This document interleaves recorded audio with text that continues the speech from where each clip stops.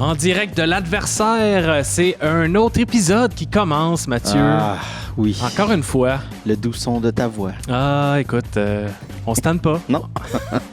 Matt, on change un peu de registre parce que c'est un réalisateur qui a comme il a son style bien à lui. C'est ce qui est toujours appréciable, le fun à discuter. On parle de Michael Haneke. Michael Haneke. Haneke. On n'est pas autrichien, là. Ouais, c'est ça. On n'a pas l'accent autrichien, mais donc Michael Haneke, c'est un réalisateur que je connais depuis longtemps, mais j'avais pas parcouru toute sa filmographie parce qu'il y a des films, des films français aussi qui ont été récompensés. On les connaît plus, mais toutes les années 90, à part Funny Games, Benny's Video, on va les nommer. Ouais. Ça, c'est des trucs que j'avais sur ma watch list depuis longtemps. Puis là, l'occasion était là de me clencher 11 films d'Haneke en une semaine, ce qui est peut-être pas conseillé là, pour votre santé mentale. C'est dur ces temps-ci. Là. C'est peut-être pas le... c'est encore pire de s'infliger ça. Mais c'est en regardant que tu les apprécies encore plus, ou du moins la lenteur, tout son côté peut-être d'inconfort dérange moins, parce qu'on s'y fait. Parce qu'on est déjà là-dedans. La lenteur, l'inconfort depuis un an de COVID. C'est exactement ce qu'on vit en film. Alors là, je le vends très mal. Oui, non, c'est ça l'affaire. C'est qu'on l'aime beaucoup, mais c'est pas un réalisateur facile. C'est pas des films qui sont faciles. Donc, c'est pour ça que je trouvais ça le fun de l'aborder, parce qu'on a parlé de réalisateurs assez pop, ou du moins de films, vraiment catchy, visuellement impeccable, très rythmé dans le film de genre. Et là, on est vraiment dans un réalisme, dans quelque chose de très froid. Extrêmement froid, dénué d'émotions. C'est vraiment weird parce que sur papier, c'est exactement ce que j'aime pas ou que j'ai de la misère, en fait, à aimer. Les films contemplatifs, là, tu le sais, ça me tue. Mais je sais pas pourquoi. En fait, je sais pourquoi. On va s'en parler à travers le truc. Mais lui, j'aime ça. Ouais. Mais c'est que le contemplatif n'est pas juste là pour être contemplatif. Il y a comme une volonté derrière ça. Plus que certains films, des fois, que je trouve que c'est compliqué, c'est lent. Puis on dirait qu'il n'y a pas vraiment d'autre volonté. Parce qu'il n'y a pas de double sens. Qu'est-ce que Haneke va amener? Il y a un propos, il y a une critique beaucoup. Évidemment, on va y revenir. Donc, petite bio, rapidos. Ouais, il y a quel... moi, je pensais qu'il était mort, pas récemment, mais mettons... Wow! Non. Pour elle, il y a genre 2-3 ans, j'ai comme... j'ai eu une... je me demandais, parce qu'il est quand même âgé. Mais moi, en fait, j'ai aucunement regardé sa bio. Puis l'affaire, c'est que quand tu regardes des photos d'Haneke, il y a comme le même look, barbe blanche, les cheveux depuis comme 48 ans. Genre. Non, mais depuis, je sais pas. On dirait à chaque fois que tu le vois, mi-90, c'était déjà blanc. C'est comme, voyons, c'est comme un. Il n'y a même pas 80 encore. C'est comme un sorcier, il vieillit comme plus un moment donné, il est juste vieux. Non, puis ça lui fait bien, la vieillesse. Il y a quel âge, tu dis? Pour elle, il y a 78 ans. Ah, c'est ça. Et ça fête au mois de mars, bientôt 79. On va lui souhaiter un joyeux anniversaire. Qui est toujours actif. Son dernier film date de 2017, mais semble quand même toujours actif. Pas de retraite vraiment officielle. Et c'est quelqu'un qui a commencé sur le tard. Ouais. Et c'est d'autant plus surprenant avec la notoriété, avec le succès qu'il a eu. Il a commencé quand même dans les années 70, donc dans la trentaine pour lui, tout de même, mais en télé. Beaucoup d'adaptations du folklore autrichien ou il a adapté le château de Kafka, mais vraiment, c'est en 89 que là, il a vraiment commencé, donc à l'âge de 49 ans, 48 ans. OK, c'est ça. C'est pour ça qu'il avait tout le temps l'air vieux. Oui, exactement. On l'a pas connu, pas de photo de lui avec une caméra jeune, là, dans les archives, vraiment.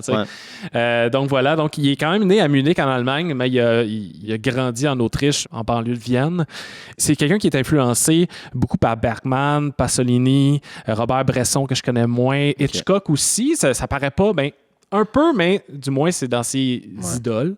C'est intéressant de voir Tarkovsky aussi. Donc, c'est pas surprenant non plus. Là, des réalisateurs, d'abord européens, beaucoup, qui sont des maîtres dans la lenteur ou peut-être dans le côté philosophique aussi. Mais moi, en réécoutant là, un peu, un nom qui me revenait, c'est Kieslowski. Moi aussi. Ouais, j'ai pensé à la même chose. Kieslowski, c'est pas tout à fait le même propos, mais l'espèce de... C'est le cadre très droit, l'espèce de maîtrise, de lenteur de tout ça. Pas beaucoup axé sur l'esthétique non plus. Non. Dans la même période de temps, puis beaucoup pour la télé. Il a travaillé beaucoup pour la télé, Kieslowski aussi. C'est ça qui me revenait. Puis l'espèce de façon de voir les choses, de revirer souvent les concepts à l'envers. Ouais, critiquer l'humain. Mais tu sais, Kieslowski, lui, c'est vraiment plus souvent, il prenait un gros concept puis il le revirait à l'envers. Là, ouais. La liberté, donc, qui en bleu, mais comme je rends un personnage libre, donc je tue tout le monde autour de lui, comment il vit. Ouais. Il est moins un peu là-dedans, mais il y a quand même une façon un peu champ gauche de voir, de se positionner sur son sujet, en fait. Fait que j'avais ça un peu qui moi aussi, ça m'a flashé aussi assez rapidement, surtout en voyant ses premières œuvres. Lui qui, on va se le dire, là, traite la violence assez différemment, mais la traite... en masse, là. Elle est là. Ouais. Elle est présente. Critique beaucoup la bourgeoisie ou même peut-être la classe moyenne aussi à certains égards, mais beaucoup axé sur la famille, tu sais, les relations, la dégradation un peu de la cellule familiale, que ce soit de couple ou avec des enfants, la cruauté animale, l'espèce de la froideur, pas d'émotion, mais... Donc, c'est quand même assez étrange. Lui qui s'oppose énormément à des Tarantino ou à des cinémas américains qui vont glorifier la violence, ou du moins vont la rendre assez attrayante. Là, lui, il est vraiment pas là-dedans. Même que Funny Games, si ça a pogné, il est comme quasiment déçu, là, parce qu'il disait que c'est pas vraiment ça qu'il voulait, mais c'est quand même assez attrayant à cause de... ça se rapproche peut-être plus des codes qu'on connaît, mais ça, on va y revenir. Mais ça, c'est drôle parce qu'on a peut-être vu la même entrevue qui disait si c'est un succès, ça veut dire que les gens n'ont pas compris. Puis là, je l'ai lu, mais j'ai lu ça, exactement. Il a failli le détruire. Il voulait détruire le film. Mais en même temps, il voulait le refaire, puis il l'a refait. Mais il disait tout et son contraire pour ce film-là. Il voulait juste... Il voulait que les gens le voient, mais qu'ils n'aiment pas ça. Il fait du cinéma pour que ça soit vu, là, je pense, comme tout le monde, puis ça, il l'a mentionné, mais pas nécessairement pour plaire. Non, ou pour plaire à tout le monde, du moins. Là, ça, c'est assez évident. On peut rentrer plus dans le vif de sa filmographie. D'abord, c'est quand même quelqu'un qui a présenté tous ses films à Cannes. C'est quand même fou, là. En fait, les premiers, c'était dans un certain regard, je pense. À partir de Funny Games, là, c'est dans la sélection officielle. Il y a juste Funny Games US qui n'a pas été à Cannes, mais les autres l'ont tous été. Et il fait partie des plus récompensés parmi les réalisateurs, avec 2 Palmes d'Or, un Grand Prix et un prix de mise en scène. Il y en a un autre qui est égalité avec lui, que je me suis noté parce que le nom m'échappe, mais c'est le réalisateur de Winter Sleep. Et Bateau, j'aimerais ça Nuri Bilge Ceylan, c'est un Turc. Il a fait aussi Once Upon a Time in Anatolie. Ou Anatolia. Donc, lui, par contre, il y a une seule Palme d'Or, mais il y a quand même 4 prix majeurs à Cannes. Donc, c'est cool. Puis, juste après eux, c'est les frères Cohen et les frères Dardenne, qui sont égalité avec 3 mentions.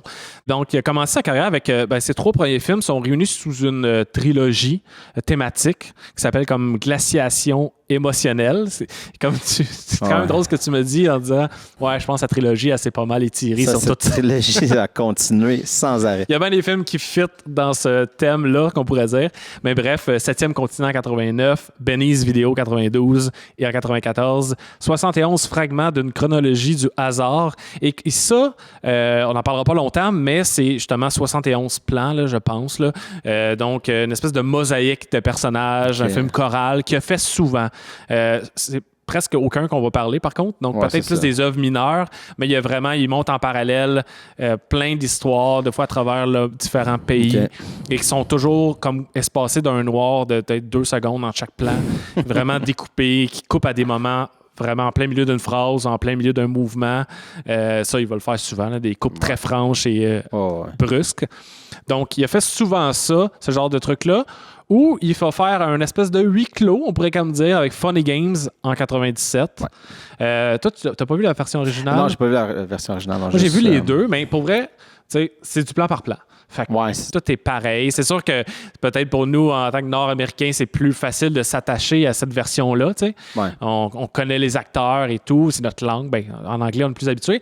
Donc, mais quand même, la version originale, elle est quelque chose... je l'ai vu pour la deuxième fois, puis je shakeais, là.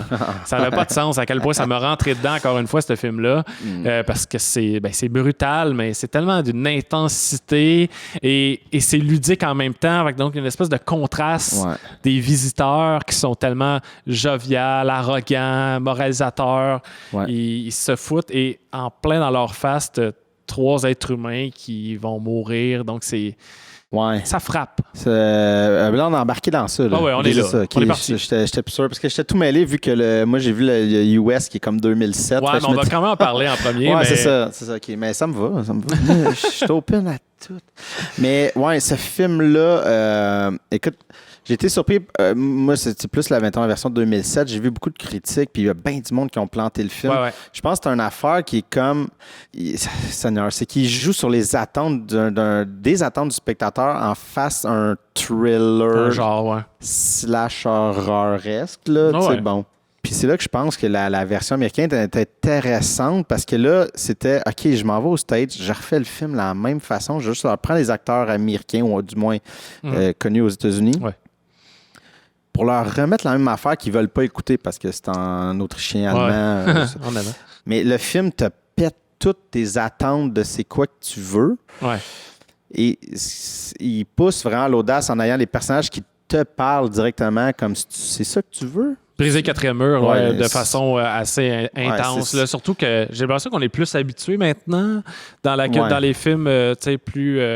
Mais ce film-là n'a pas rapport pour lui parce que lui, non. Il va dans une espèce de réalisme intense qui veut que tu saches plus t'es où. Puis là, il pète le 4e mur pour te faire, c'est ça que tu veux. Là. Tu voulais un meurtre, on va regarder. On va le regarder au complet. Ou bien des fois, on ne le regarde plus. Le plan quand, justement... là, il va y avoir des spoilers.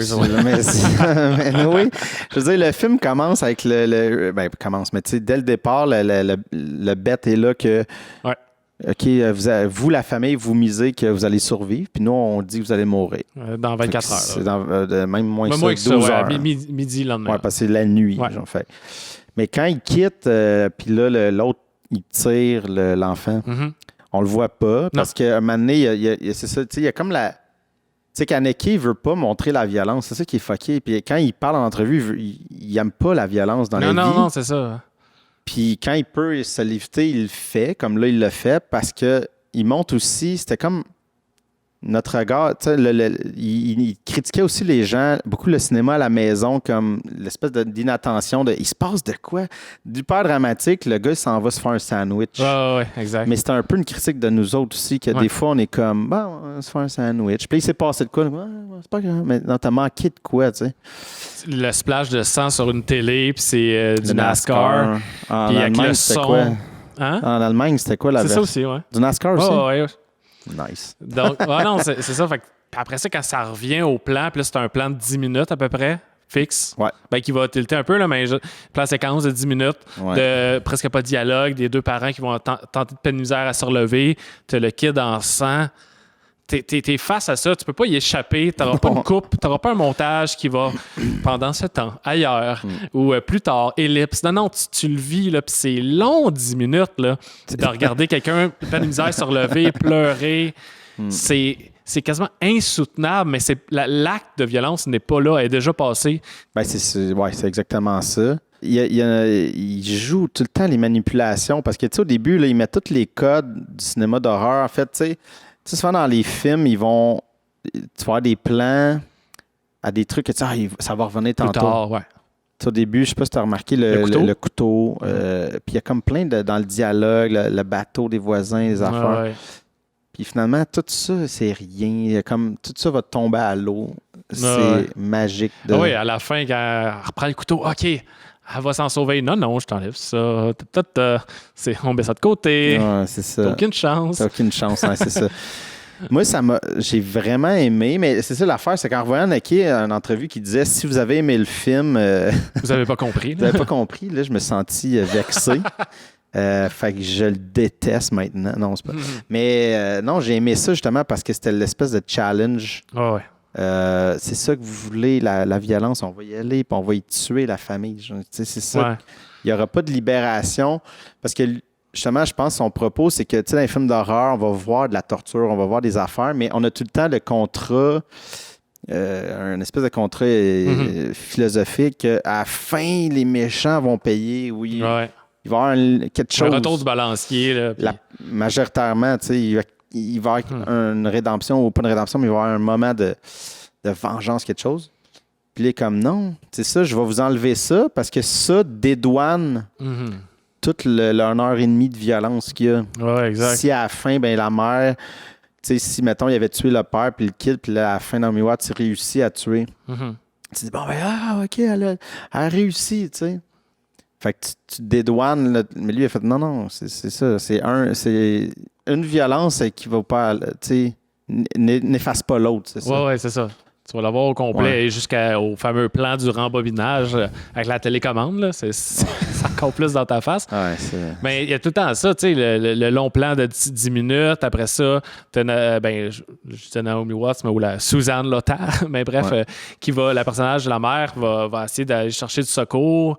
Puis là, au final, tu vois juste la petite balle de golf, et on est revenu. Même si on a eu un espèce de 20 minutes là, de... pas de soulagement, mais juste d'espoir, là, peut-être. Là. Ouais. On va te le ramener encore, tu sais. Puis, tu sais, quand il parle à la caméra, des fois, c'est dans le même souffle de la conversation qu'il y a avec un des personnages. Tu sais même plus il s'adresse à qui. C'est-tu à moi, directement spectateur, ou c'est au personnage? Ouais. Des fois, la ligne est rendue de plus en plus floue là-dedans. Tu sais. Ouais. C'est ça, tu sais. Parce que tout le dialogue à la fin, quand les deux, ils font comme... Ouais, c'est bon. Ça. Ils parlent mais tu sais, du divertissement, tu sais, mais qu'est-ce qui est pas vrai? Puis tu sais, mais si tu vois dans un film, c'est que c'est vrai parce que c'est un objet qui existe. Il y a comme une réflexion... c'est ça, tu sais, il y a des critiques qui ont dit que c'est ça, pas qu'ils se prenaient pour quelqu'un d'autre, mais que non, pourquoi ils amènent cette réflexion-là, mais je suis comme, même pourquoi pas non plus, tu sais, comme, c'est ça, tu sais, je pense pas que la violence dans les films, mais ça c'est un autre débat, là, mais qui va amener les gens à être violents parce qu'ils ont vu de la violence, mais il y a quelque chose qui peut désensibiliser peut-être. Ouais. Je voulais juste mentionner aussi la fameuse tune au début, là, puis à la fin. Là. Ouais. Si vous ne savez pas c'est quoi, allez voir Bonehead de Naked City. Là, vous allez tout comprendre. Là. Mais ça j'ai un fun fact, là, parce que j'étais allé voir un peu là-dessus, c'est que cette tune-là, elle avait été utilisée par, je pense que t'avais les compétiteurs à Nintendo. J'ai un gros blanc. Sega? Sega, ouais. Ça avait été utilisé pour Sega? Ouais, il y avait une pub à l'époque, puis il avait mis ça en arrière. Puis là, lui, c'est un peu pour ça qu'il a pris cette pièce-là. Je pense qu'il y a des cris de la mère qui ont été il y a des comme trucs loupés là-dedans. Ouais, c'est ça. Mais la base, la chanson de base, elle avait été utilisée dans justement des trucs de divertissement de masse. Fait que là, il y a comme pitché celle-là en la rendant encore plus effrayante. Là. Ouais, c'est ça. Mais ouais. Donc, on va poursuivre avec La pianiste en 2001. Ouais, ça, c'est lui que j'ai le moins aimé. Ouais. Ah ouais, pas vrai. Je vais mettre en contexte un peu avec Isabelle Huppert, Benoît Magimet, Anne Girardot, qui est son deuxième film français. Il a fait Code Inconnu, c'était avant. Code Inconnu, juste avant, en 2000. Ouais, qui est encore là un film mosaïque, là, qui est pas juste en français, mais qui est filmé en France, en grande majorité. Ouais. Et là, donc, La pianiste, qui a valu le prix de le Grand Prix du jury. Ouais. Et 2 mentions de prix d'interprétation pour les 2 acteurs principaux. Mais là, je m'étais trompé, je pense, quand on a fait l'épisode des Coen. Puis je disais, à cause de Barton Fink, il y a eu une loi pour limiter le nombre de prix à un seul film. Oui, parce qu'il y en a trop. J'étais sûr que j'avais lu ça quelque part, mais visiblement, c'est vraiment avec La pianiste que ça s'est resserré. Ouais, c'est ça, à partir par la suite. Donc, La pianiste, avec une adaptation d'un roman, je pense que c'est la première fois qu'il adapte vraiment un roman j'ai même pas le goût de dire son nom parce que je vais le massacrer, là. Mais Hilfrid Jelinek, qui est une autrice qui a gagné le prix Nobel de littérature. Quelques années après, en 2004. Okay. Et donc, tiré du roman du même nom. On a un personnage d'Erika, qui, pour une des rares fois dans son cinéma, son personnage principal s'appelle pas Anne. Ouais. As-tu remarqué? Non, j'avais pas remarqué. Presque tous ces personnages s'appellent Anne ou Georges et toujours le nom de famille Laurent. Ah ouais. Tout le temps. Dans les films français. Ah ouais, j'en dirais que j'avais pas réalisé. Ouais, moi non plus. Ben, ça commençait à force de les voir en rafale. Là, j'étais comme, encore? Anne Laurent, Georges Laurent. Tout le temps. Ben, pas dans La pianiste, bref, parce que c'est tiré du roman, j'imagine, c'est le même nom. Donc, il y a une professeure du conservatoire de Vienne, ça se passe à Vienne, qui est une célibataire endurcie, qui habite avec sa mère, qui est très froide et qui a beaucoup de fantasmes. Là. Elle va dans des peep shows, adepte du voyeurisme, du sadomasochisme, et va rencontrer un jeune pianiste qui va être son élève. Lui, il est dans la vingtaine, elle est dans la cinquantaine. Et, voilà. J'avais pas vu la différence d'âge tant que ça entre les deux. Elle a presque 50 ans au lieu du moment du tournage, mais c'est ça. Okay. Ben, je l'avais pas senti. Dans les physiquement. Non, c'est ça. Ben, elle vieillit bien. C'est une femme qui vieillit bien. Je pense même dans Amour, dans Soixantaine, puis même moi, j'ai fait Happy End, son dernier film, Soixantaine avancée, puis elle fait vraiment pas son âge. Non, puis même lui, je pensais qu'il était plus vieux. Ouais. Je comprenais. C'est ça, on dirait. Je voyais pas l'espèce de. Ah, okay. Mais là, peut-être ça fait plus de sens. Ben, c'est surtout la domination du. Ben, pas la domination, mais le rapport élève. Oui, mais dans ma tête, il avait comme 35 ans, puis il retournait à l'école, puis là, je suis comme, oui, pourquoi qu'il. Non, il y a ce rapport-là. Ouais. Toi, tu l'as moins aimé, celle-là? Oui, ben, je sais pas. C'est pas. Ben, c'est pas que j'ai détesté, c'est mon moins préféré d'Haneke. C'est pas facile comme film, encore une fois. Il est très dur, celui-là, parce que moi, c'est vraiment les personnages qui font la force, là, dans le sens où c'est la complexité des relations puis la complexité des personnages qui me fascine plus que l'histoire, plus que la réalisation, bien qu'elle est efficace, mais elle est très sobre. Oui, mais j'ai trouvé que me rendre à la fin, qui est évidemment, qui fait mal, je trouvais que le chemin pour me rendre là, c'était dans ces films que j'ai eu plus de combats. De misère, ouais. Il a fallu que je me batte, là, comme, OK, c'est beau, là, tu sais, elle est tough avec ses élèves. Il y a quelque chose de plus redondant, je trouvais. Mais là, ça, c'est dans la critique pour moi. Mais tu sais, ça reste que même si j'ai moins aimé, je vois la maîtrise de son truc, là, tu sais. Puis la patience, tu sais, je veux dire. C'est sûr que le reveal, pas le reveal, mais la fin, t'arrives là, puis t'es comme Saint Seigneur du maudit, puis là, je dis des mots gentils. Mais non, ça fesse en calvasse. C'est juste que je trouvais que c'est ça, il y avait comme un déséquilibre qu'il n'y a pas nécessairement dans les autres, malgré que c'est tout le temps fucking lent. Là. Mais c'est peut-être parce que c'était un livre, puis là, il y a comme je sais pas. Mais il y a des scènes tellement fortes ou d'inconfort, là, alors que tu sais, t'es pas dans la. Oui, il y a de la violence, mais des fois, c'est la scène de la toilette là, qui est au centre du film, qui est super longue. T'es comme, tu sais, moi, je suis très Haneke de salaud dans ma tête en même temps que j'aime ces films. Je suis comme, enlève-moi de ça, coupe, change de scène, mais il change pas, puis c'est long, puis là, tu te dis, tabarouette, ben c'est tout pour mettre la table. Tu sais, la table, il prend son temps, là, il met les ustensiles tranquillement, met la nappe. C'est vraiment long juste pour arriver à la fin où c'est pas, je dois-tu avoir de l'empathie, je dois-tu être fâché, je dois-tu être horrifié. C'est pas le feeling que tu dois avoir parce qu'on l'aime pas. On l'aime pas vraiment, c'est ça. C'est un personnage antipathique qui est vraiment dur et qui veut se faire attaquer veut avoir une relation brusque avec son amant, on pourrait dire, là, avec le jeune pianiste. En tout cas, c'est son élève. Oui, c'est son élève. Déjà à la base. Donc, on peut dire, elle lui donne une lettre écrite avec tout ce qu'elle veut qu'il lui fasse. C'est horrible. C'est horrible, tu sais, c'est traite-moi de si je te dis d'arrêter, t'arrêtes pas, bats-moi, frappe-moi, embarre ma mère. Tu sais, des affaires, tout est là. Puis là, c'est à partir de ce moment-là, comme aux trois quarts du film, qu'il y a un gros balancement entre les personnages. On dirait que le personnage d'Erika, d'Isabelle Huppert, devient soudainement vulnérable, alors qu'elle était de fer, tu sais, tout le long. Puis là, tu as l'autre personnage qui est Walter, qui est comme plus arrogant, plus méchant. Il y a comme une espèce de balancement des personnages qui est vraiment intéressant. Est-ce que ça prenait absolument 2h30 avec toutes ces scènes-là pour se rendre là?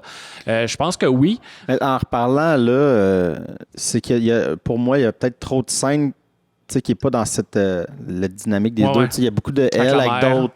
Avec la mère, mais avec d'autres élèves. Puis d'autres. Tu sais, comme oui, OK, je comprends que tu veux placer, mais on a compris. Tu sais, il y avait ça un peu, là, l'espèce de. J'ai compris qu'elle est rough puis qu'elle est exigeante comme prof. T'as pas besoin de même passer 10 000 élèves. Oui, c'est vrai. Puis j'aurais eu le même payoff à la fin, là, tu sais, c'est ça. Je pense que c'est son seul film. J'aurais taité, moi aussi. Je pense que c'est son seul film, Mais il y avait des affaires que j'ai comme pas compris dans le film. vraiment. Puis là, c'est peut-être moi qui étais comme off, là, mais c'est comme en lisant après ou en checkant des affaires. Puis, il parlait de la bipolarité. Je suis comme, ouais, OK. J'avais comme pas vu ça. J'avais pas vu moi non plus. que le personnage d'Erika est bipolaire. OK. Ouais, ça se peut. Je comprends, là, mais tu sais, c'était... En tout cas, je trouvais ça weird de l'apprendre après. Mais quand je pense, tu sais, elle a des scènes vraiment rough avec sa mère, là, tu sais. Ça commence rough. Tu sais, des fois, physiquement, puis tu sais, de relations étranges, là. Je veux dire, une femme de 50 ans qui habite avec sa mère, puis qui la maltraite de même, puis elle maltraite sa fille, puis sont dans le même lit. Dorment dans le même lit. Fait que, tu sais, je pense que c'est assez important pour établir le personnage ces scènes-là, parce que tu fais tabarouette. Je sais pas, je pense que c'est... Non, mais... Mais c'est pas, je sais pas, je l'ai pas aimé, c'est qu'il m'a comme... C'est ça, j'avais plus de misère à m'agripper à quelque chose dans cette patente-là, mais... Il reste que, je sais, à la fin, il m'a fait sentir comme de la merde. Il a réussi. Il a réussi, c'est sûr. Là, moi, il y a comme des personnages qui sont doublés en français. T'as-tu remarqué? Ben oui, mais ça m'a fucké raide. Moi aussi, Parce que là, c'est ça, tu sais, comme, ça se passe à Vienne. Fait que là, c'est ça, t'as des personnages que tu le vois comme la mère de la pianiste, la mère de l'élève. D'une élève, d'une fille, élève. Qui est Suzanne Lothar, qui joue la mère dans Funny Games. Elle joue dans plein de ses films. OK. Mais c'est ça, là, tu fais comme... c'est sûr, c'est doublé. Ouais. Puis là, j'étais comme... Là, je me suis demandé pendant un instant... C'est une bonne version? C'est-tu dans la bonne version? Mais là, je fais comme clairement eu peur. Puis Benoît Magimel sont pas doublés. Parle aucunement autrichien ou allemand. Là, j'étais complètement mêlé. Parce que le doublage, il marche, mais pas tant. Il y a comme quelque chose d'un petit peu off. Il est quand même tête sur les lèvres, mais c'est l'intonation. On dirait que tu sens le doublage. Surtout quand on n'en écoute plus. En tout cas, pour moi, là, des films doublés, là, non, ça arrive jamais. Fait que là, on dirait que ça me comme... Ouais, ça m'a un peu... Une chance, c'est pas trop présent. Là. C'est des personnages très secondaires. Là. Ouais, c'est mais il y en a plusieurs. Il y en a 3-4. Ouais, c'est ça. Mais c'est pour ça que ça m'a pris un bout avant de faire... J'étais comme, c'est ça la bonne. Là, je fais, non, Huppert, c'est clair qu'elle parle en français présentement, mais elle parle en français à quelqu'un qui parlait clairement pas en français au tournage. Là, ça m'a un peu mêlé. Et moi, après avoir vu justement peut-être 5-6 films de sa période allemande avant, c'est des acteurs que je reconnaissais. Ouais, fait que là, ça te repopait j'étais comme, plus. Lui, c'est sûr. Elle, c'est sûr. Ouais. En tout cas. On poursuit avec Caché. Donc, on en a un peu parlé. Un des premiers, personnellement, que moi, j'ai vu de Haneke. Je peux te dire de quoi avant? Ouais, vas-y, je sais. T'as hâte d'en parler. J'ai hâte d'en parler. Mais il m'a fait capoter ce film-là. Mais je l'ai... ce film-là, je l'avais dit à mes parents, écoutez ça. C'était une gaffe. Clairement. Mes parents me détestent encore ce jour. Des fois, ça revient caché, puis ils comme, ils me pointent la porte. Va-t'en. Ouais. Mais je suis comme, j'avais peut-être mal mis. J'ai mal ciblé, en fait, les personnes. C'est ça. T'étais sûrement encore au cégep. Ouais, puis c'est ça, tu sais, je me disais, mes parents sont intelligents. Mais non, ils comprennent rien.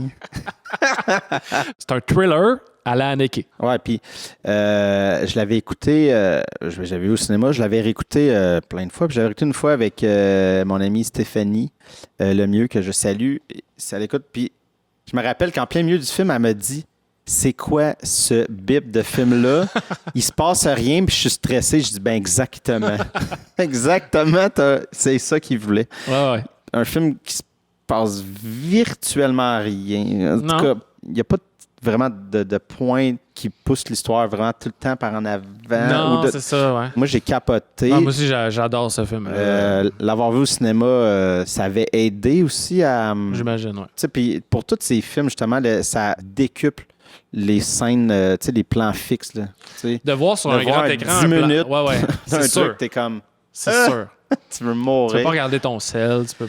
Non, c'est ça. Tu peux pas faire je vais aller prendre un verre d'eau, je vais faire pause, juste respirer. Non. C'est comme t'es pogné là-dedans. Fait que, mais ouais, vite, Juliette Binoche, Daniel Auteuil, Maurice Bénichou, qui est vraiment bon là-dedans. Je le connaissais pas, mais il est écœurant. Mais il est bon dans je l'ai vu dans d'autres films de Haneke, justement. Toujours des petits rôles. Il est dans Connu, entre autres. Mais... Dans Le Temps du loup, il est vraiment bon. Un film avec une prémisse qui est quasiment la prémisse de Lost Highway de David Lynch. Mais qui est vraiment pas le même film. Donc, une famille, un couple avec un enfant adolescent qui reçoivent des cassettes. C'est leur maison qui est filmée. Pendant des heures. Pendant des heures, là, super longues. Ils vont recevoir accompagné peut-être d'un dessin d'enfants. Ouais, tranquillement. Mais au début, il n'y a rien. Au début, c'est juste une cassette. Puis et le film ouvre là-dessus. Ça, c'est quand même vraiment bien joué. Là, parce que le film ouvre sur un plan fixe très long. J'ai pas le timing. De la maison avec toute la rue quasiment. Là. Ouais, on voit la rue. On voit la rue. Et t'as le générique qui est super lent d'ouverture. Là, tu dis, c'est une lettre à la fois. Une lettre à la fois qui va faire tout l'écran pour finalement entendre parler comme en voix off. Là, tu te rends compte que ce que tu regardes, c'est ce que les personnages regardent. Et ça va arriver souvent dans le film que tu sais pas d'une scène à l'autre si c'est intradiégétique ou si c'est le film, tu sais. Ouais, là, il pousse. Parce qu'il a souvent fait ça aussi, la vidéo, dans Benny's Vidéo, dans Funny Games, la cassette, il aime ça utiliser. La cassette, la télé, l'image dans l'image. Mais ça, je pense, c'est comme l'apogée de tout ça. Ouais. Il a poussé ça plus loin. Parce que ce qui est intéressant, puis c'est là que je me suis rendu, ça peut-être intéressant pour les gens qui s'intéressent au cinéma, pas nécessairement mes parents, mais c'est qu'il y a un regard sur l'image en tant que telle. Puis là, c'est qu'il efface tous les codes possibles, tu sais. C'est-à-dire que la cassette qu'on voit, mettons l'image qu'on voit, c'est la caméra de cinéma qui l'a filmé. Et non, tu sais, souvent, on va prendre une caméra, une petite caméra pour, dans le film, faire, oui, c'est la moins bonne qualité, mais non, c'est la même qualité. Fait que là, tu es tout le temps dans c'est quoi que je vois. Et ça fait écho à la fin de Funny Games quand il dit, tu sais, ce que tu vois dans le film, c'est vrai parce que c'est la réalité. Mais là, il pousse ça à l'extrême de genre. Ouais.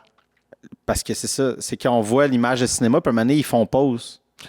Mais là, tu fais comme, OK, mais c'est la qualité d'une pellicule, tu sais. Puis là, il recule, tu fais, mais là, ça marche plus. Parce qu'il y a des moments où ce que tu vois à la maison aussi, mais c'est pas filmé par les cassettes. Non, c'est ça. Si tu m'en es, le fils revient parce qu'il était un peu disparu pendant plus de 24 heures, je pense. Puis là, il revient, puis là, tu dis, OK, là, c'est encore une autre cassette. Là. Mais c'est exactement là qu'amène le stress, c'est que mon amie Stéphanie ne catchait pas. C'est que t'as pas besoin de catcher, mais elle le ressentait. Ouais, c'est ça. Maintenant, on vient qu'on le sait plus. Ouais, puis quand ça va plus loin, puis ça va aller filmer comme dans un char, dans un HLM. On se rend, là, vraiment, quand même, t'as des frissons parce que là, tu fais comme, OK. Tu sais, à un moment donné, tu vois justement Daniel Auteuil qui marche sur la cassette, puis il passe à côté, puis là, Juliette Binoche est comme, tu l'as pas vu, t'as passé à côté. Je pense qu'il freeze aussi, puis il va voir. Puis il fait comme, mais il y avait rien. Puis la caméra devait être au-dessus des autos parce qu'on voit le dessus des autos. Fait que tu te dis, ça marche pas. Comment ça qu'il n'a pas vu la caméra? Mais la caméra qu'on voit, c'est la caméra de cinéma. Fait que le personnage l'a pas vu. Là, ça devient des couches intéressantes. Sur un fond de guerre politique aussi. Ouais, mais on est là-dedans. L'Irak. C'est ça. Je pense de l'Algérie. L'Algérie qui pète, on entend souvent les nouvelles dans le background. Beaucoup de guerre, de bombes. Exactement. Donc, le personnage, sans dévoiler rien, le personnage de Daniel Auteuil a comme un feeling de savoir c'est qui, à cause qu'il y a des souvenirs d'enfance à travers des rêves qui sont vraiment des scènes très bien shootées. Là. C'est visuellement magnifique. Là, pas horrifiant, mais un peu inquiétant de ça. Mais est-ce qu'on parle de la fin? On parle pas de la fin. On parle-tu de la fin? On peut en parler. Là, vous ferez pause. Là. Vous ferez pause. Mais oui. Donc, la fin qui... Le dernier plan, on va dire. Je pense qu'il y avait une frustration là, de ma mère. Parce que moi, j'avais vraiment dit... C'est parce qu'elle aime les romans policiers, les enquêtes, les affaires. Puis là, j'ai fait, tu sais, il y a comme une résolution, mais il faut que tu sois attentif. Parce que si tu vois pas cet élément-là, tu fais comme, OK, tu dis, il me laisse avec 10 000 réponses, mais la réponse était là. Ouais. En même temps, je suis comme, mais j'arrête de dire, mais le film s'appelle Caché, Seigneur. Pourquoi tu penses que ça s'appelle Caché? À quel autre moment, tu sais, oui, la caméra cachée, mais je suis comme, ça s'appelle Caché, il peut pas être plus clair. Je suis comme, la fin est cachée dans la fin. C'est juste. Mais moi, je trouve ça magique. C'est comme, il y a du guts quand même, puis il a gagné la mise en scène pour ça. Écoute, il y a des couches là-dedans. Il y a beaucoup de choses. On pourrait en parler longtemps. Je veux pas m'étendre plus, là, mais.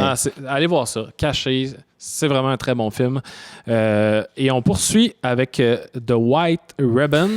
Le Ruban Blanc. Saint-Seigneur. Avec un sous-titre qui est en allemand, qui n'a pas été traduit, le sous-titre du film. Ouais, puis qui est écrit en lettres. Exact. Ouais. Ben, bref, en français, ça veut dire une histoire allemande pour enfants.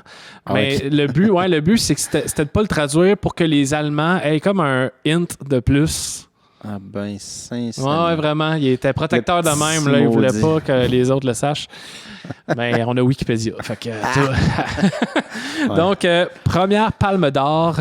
Sur la présidente du jury, c'était Isabelle Huppert. Je sais pas s'il y a eu un... Seigneur, c'est clair. C'est clair. Non, mais parce que tout le monde, moi, je me rappelle à Caché, tout le monde avait dit que ça avait été un vol cette année-là. Je sais pas qui l'a eu. Je me rappelle pas, il faudrait checker. Mais je m'en rappelle parce que là, avec les profs, on en parlait beaucoup. Puis tout le monde était comme... c'était un vol. Cette année-là, lui, c'était l'année 2005.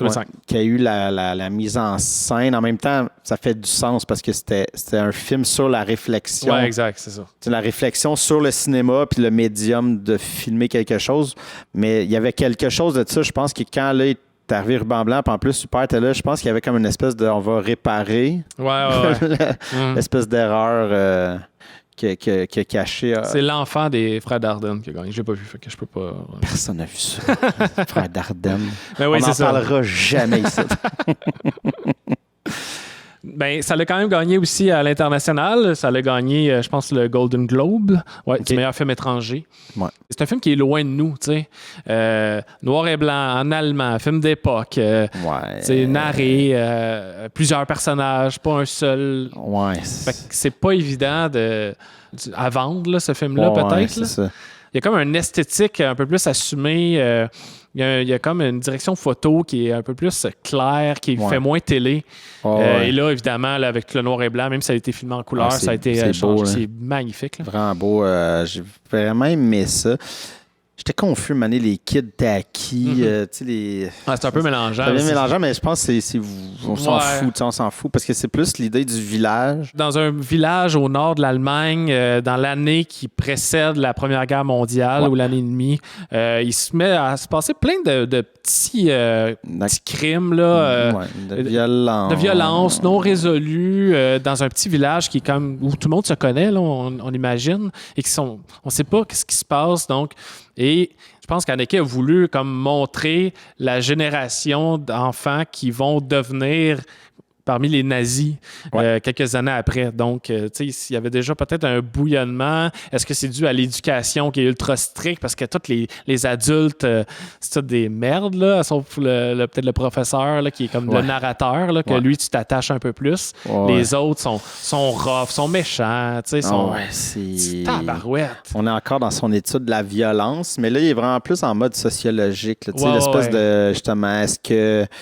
D'où vient le mal et est-ce que ça se transmet? Est-ce que c'est justement comme tu disais, est-ce que c'est acquis par l'éducation? Est-ce que c'était l'époque? Il offre pas tant, puis Haneke, il aime ça, il veut jamais donner de réponse. Puis ça, c'est bien correct parce que c'est pas à lui nécessairement de trouver des réponses, mais c'est qu'il met la table à tout ça de comme. Puis c'est comme, t'as l'impression que c'est un film d'horreur, encore une fois, mais qu'il y a comme. Tu sais, vu qu'il met pas de musique. T'enlèves ce code-là de l'horreur qui est bien important. Surtout dans les noirs et blancs, tu sais, d'espèce. T'as jamais, mais ça pourrait. Ça pourrait t'orienter, te donner un peu. Je pense que tu mettrais une musique là-dessus, tu sais, des effets. Ça deviendrait soudainement quasiment un film d'horreur. Ah ouais, vraiment. C'est vrai que c'est un peu traité comme ça visuellement, tu sais, déjà. Ouais, c'est ça. Tu sens la tension tout le long, tu sens l'inconfort. Encore une fois, l'inconfort, mais c'est comme différemment. On dirait qu'il y a comme un mauvais nuage au-dessus de ce village-là, tout simplement, sans nécessairement le montrer. Toute l'horreur que ça amène, l'espèce de... Quand ils s'en vont tous dans la pièce, puis tu le sais que c'est le moment qu'ils vont se faire donner... Il y avait dit 10 coups, je pense, chaque. Là. Puis là, à un moment donné, la porte rouvre, puis là, t'as le kid qui sort, comme, qu'est-ce qui se passe? Puis là, tu catches qui s'en va chercher l'espèce de fouette, un morceau de bois, je sais pas trop. Puis il retourne, Seigneur Dieu. L'autre qui est attaché dans son lit. Il y a comme une semi-panique. Non, tu vas reste attaché. Mais la question aussi, je pense, qui reste en suspens, c'est que tu fais comme, bon, ben, cette génération d'enfants-là se fait maltraiter par leurs parents, physiquement, psychologiquement. Mais est-ce que ça justifie ce qu'ils font. Mais non, c'est ça. T'sais? Fait qu'il y a toute cette réflexion-là, puis il te laisse avec ça parce que ça n'a pas été résolu, là, ce qu'il dit au début, mais c'est que nous, on comprend pas mal ce qui se passe. Mais ouais, ça a fessé, ce film-là. Ouais. Moi, je l'avais acheté en DVD, ça fait... Écoute, lui, c'était quel? 2009. 2009. J'ai sûrement pogné comme en 2010-2011. Je l'avais jamais écouté. Mon ancien coloc, il l'avait quand on habitait ensemble pendant 7 ans. Je le voyais à ce film-là. Là. Puis je connaissais en équipe, puis je voulais le voir, mais tu sais, c'est une affaire que tu reportes à plus tard. Ouais, c'est chose qui faisait peur. Là, c'est ça. Film d'époque, noir et blanc. On poursuit. Ouais. On s'en va dans quelque chose de quand même assez différent. Un film qui s'appelle Amour 2012. Oui. Palme d'or à Cannes. 2 films de suite, Palme d'or. Ou Non. C'est drôle parce que c'est Nanni Moretti qui était le président du jury. Abameus Papa. Moi, je connais pas beaucoup ses films, mais les producteurs du film Amour avaient un peu peur, pas peur, mais en se disant c'est Nanni Moretti. Il était sur le jury quand Funny Games était en compétition, puis il a dit qu'il quitterait le jury si jamais Funny Games avait un prix. Tellement il a détesté. Là, quelques années plus tard, 15 ans après, c'est lui président du jury, mais là, il a adoré. On s'entend que c'est l'inverse de Funny Games. Comédie romantique. Comédie romantique, effectivement. Très doux. Un film sur l'amour. Alors, Jean-Louis Trintignant et Emmanuel Riva, qui sont deux monstres sacrés du cinéma français. Emmanuel Riva était dans Hiroshima, mon amour. Puis Jean-Louis Trintignant était dans 1000 affaires, Le Conformiste, entre autres, dans Red, Kieslowski. C'est peut-être pour ça aussi, Kieslowski, il y a des acteurs qui ont fait Juliette Binoche, même Emmanuel Riva aussi était dans sa trilogie des couleurs. Ils ont eu les mêmes acteurs, tu sais. Bref, ils ont tourné en France, les deux. Trintignant est sorti de sa retraite pour Haneke. Je pense qu'il disait que c'est un des plus grands réalisateurs vivants, ou c'est pas le plus grand. Il va faire n'importe quoi pour lui, même si c'est un petit rôle. Il a joué aussi dans Happy End en 2017. Après, c'est ça. Mais ça faisait combien d'années? Je pense que ça faisait 7 ans qu'il n'avait pas joué. OK, c'est ça. Puis lui, il avait, début 80, Emmanuel Riva un peu plus vieille. Les deux dans la 80aine, qui sont les personnages principaux d'un couple qui va se détériorer peu à peu avec la maladie. C'est un film sur l'amour, évidemment, mais c'est un film aussi sur comment dealer avec la mort, en fait, tout simplement. Ben, c'est un film sur c'est quoi être aidant naturel, exactement. Oui. Mais moi, j'ai vraiment, vraiment capoté sur ce film-là. Peut-être même plus que Caché. Je trouve que c'est la plus belle représentation de l'amour au cinéma. Quand c'est dans des zones sales, pas le fun, mais tu te dis, ben il y a comme... C'est là que l'amour est le plus important. Ouais, c'est ça. C'est pas les débuts, lune de miel, c'est pas dans les débuts. Sous la pluie, en clair de lune, à se frencher. Mais non, c'est ça. Mais... Tu sais, c'est son film parce que tu fais OK, c'est le réalisateur. Depuis le début, on parle du réalisateur de la violence, du malaise. Il y en a du malaise là-dedans. Mais je pense que la violence, c'est un autre niveau. Là. Il n'est plus dans la... Tu sais, c'est la violence du quotidien, la violence de la vie, la fin de vie. En fait, l'espèce de pas être prêt à ça, d'arriver, de frapper un mur. Parce que là, encore une fois, c'est un... Puis c'est tout le temps pas mal ça, mais c'est un couple très guindé. On ne sait pas. Évidemment, ils sont à la retraite, ils sont très vieux, mais je pense pas que c'est nommé ce qu'ils faisaient. Elle a été prof de musique. Oui, c'est ça. Puis ils vont à l'opéra, puis tout ça. Puis, mais c'est que ça met un poids, pas que c'est moins triste quand c'est d'autres, mais ça. C'est qu'il parle de littérature, d'affaires, puis qu'il elle perd le langage, tout ce truc-là devient vraiment dur pour elle, mais pour lui aussi, de comme, OK, c'est ça, c'est cette violence-là, de comme perdre tout ton quotidien, ta vie, en fait, puis que ta vie devient, je dois m'occuper de cette personne qui devient de moins en moins, là, je dis ça, mais de moins en moins une personne, là, puis c'est pas méchant. Là, non. C'est triste à voir. Là, c'est d'une tristesse infinie. Mais c'est ça, c'est que l'histoire est tellement mince dans le sens où c'est le thème qui est comme fascinant. C'est ça, c'est d'aborder ça, wow! Mais l'histoire qui va avec, Isabelle Huppert est là-dedans, puis des personnages secondaires que on se fout un peu, ou du moins, tu sais, c'est vraiment c'est les personnages, c'est les acteurs qui tiennent là-dedans, et c'est évidemment émouvant, et t'es dur à regarder comme ces autres films sont durs à regarder, mais là, t'as plus la larme à l'œil, t'es plus empathique. Ben, c'est ça, là, tout le monde disait que c'était son arrivée dans l'émotion, malgré que...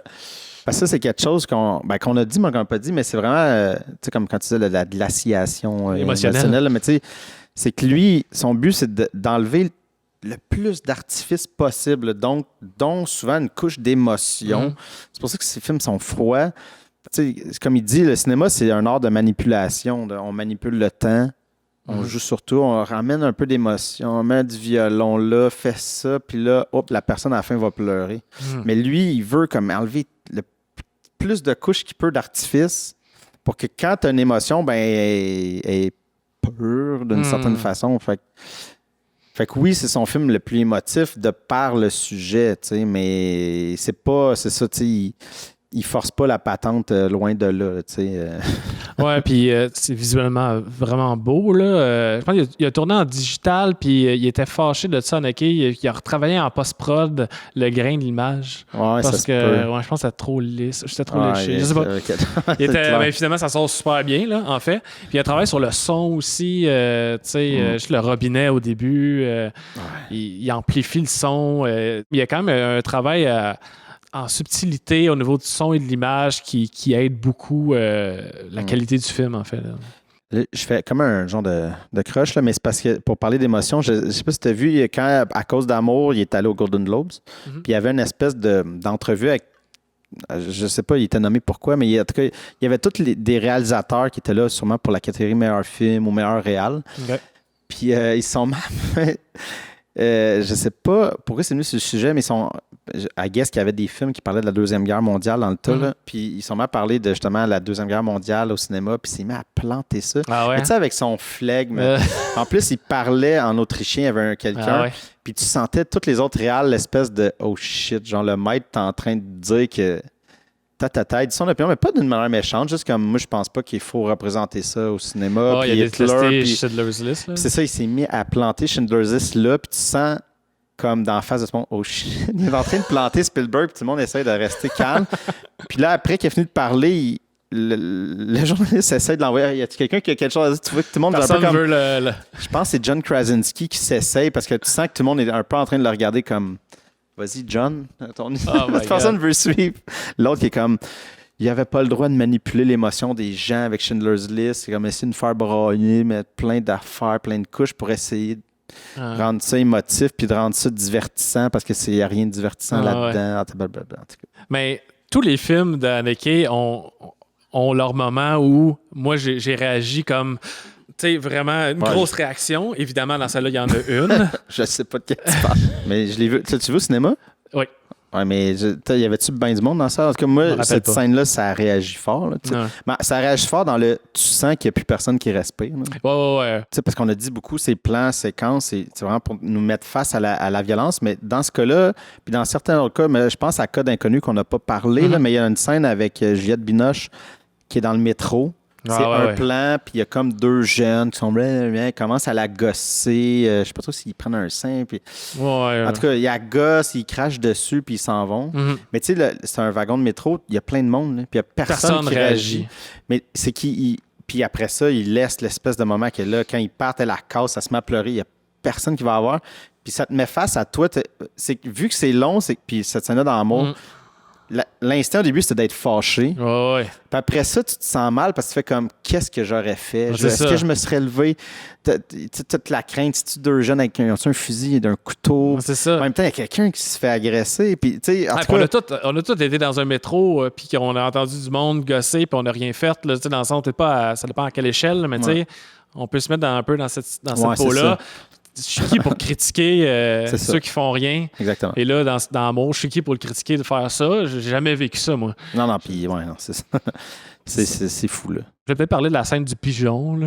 Ah, Seigneur, j'ai pas réfléchi. J'ai moins compris la deuxième fois, la dernière scène, ça veut-tu dire quelque chose? Le reste, c'était plus frustrant qu'autre chose. Surtout placé là dans le film, là. J'avoue que j'ai pas repensé à ça. Je pense que mon cerveau ne veut pas aller là. C'est ça. Ouais, ça, c'est son moment le plus. Parce que, tu sais, il est tout le temps, je veux pas te donner de réponse, mais ses films sont pas nécessairement compliqués. C'est plus qu'il prend pas nécessairement position, comme on a dit avec le ruban blanc, de est-ce que c'est le fait qu'ils ont été élevés dans la violence qui devient violence, puis cette violence-là, est-tu justifiable ou non? Mais tu sais, il prend pas de position, puis il est un peu comme, ben voici. Ouais. Là, l'affaire du pigeon, c'est peut-être son moment le plus lynchien. Ouais, c'est ça. Je vais mettre une coquille, là, les gens vont... ça veut dire quoi? Se creuser la tête. C'est aussi bête que l'espèce d'idée de laisser liberté. Laisser partir. Probablement, parce qu'il ne va jamais trop loin là, dans le symbolisme. Là, fait que c'est potentiellement ça, mais j'avoue que ça... c'est que ça marque, cette scène-là. Ben, ça finit quasiment avec ça, presque. Là, ouais, c'est vers la fin. Là. En tout cas. Ben non, mais j'ai pas eu de réflexion, fait que je suis désolé. Je suis désolé à tout le monde. Mais ouais. Non, mais moi, j'ai tellement été impressionné par les acteurs. Là, je veux dire, Emmanuel Riva qui a une nomination aux Oscars. Le film a gagné l'Oscar aussi de meilleur film en langue étrangère. Golden Globes, ça a tout raflé. Puis j'ai vu un petit bout de making-of de Amour. Puis tu vois, c'était une scène entre Tupper puis Trintignant quand elle va voir son père. Puis, mais tu vois Anakin en arrière, là, il est d'une froideur, il est très comme, mais pas méchant, mais il est juste comme, non, c'est ça. Ça, telle affaire, ça. Puis là, les deux acteurs, ils disaient, tu sais, on lui propose tout le temps des affaires, mais il dit, c'est toujours lui qui a raison. Ouais. Puis Trintignant était bien stressé. Tu le vois sur le plateau parce qu'il disait, ça faisait 7 ans qu'il n'avait pas fait ça, puis il était comme stressé. Est-ce que la machine va repartir? Est-ce que je vais être capable de livrer? Puis t'as comme Anakin qui est très comme, ouais, non. Ça, puis là, il essaye de le faire, de le rendre, mais il arrivait pas. Ben, il est arrivé. Il est arrivé, mais tu sais, sur le plateau, l'insécurité de tout ça, tu sais, en tout cas. C'était le fun de parler d'un réalisateur comme ça, très audacieux, très dans une case à part, du moins, là, avec quelque chose qu'on est moins habitué peut-être de voir au cinéma, mais qui est comme quasiment devenu une référence, en fait. Ouais. Fait que là, pour compenser, on va faire les films de Marvel ou quelque chose. Oui, il va falloir aller ailleurs à l'opposé. Un peu de lumière. On va brainstormer quelque chose d'un peu plus chaud.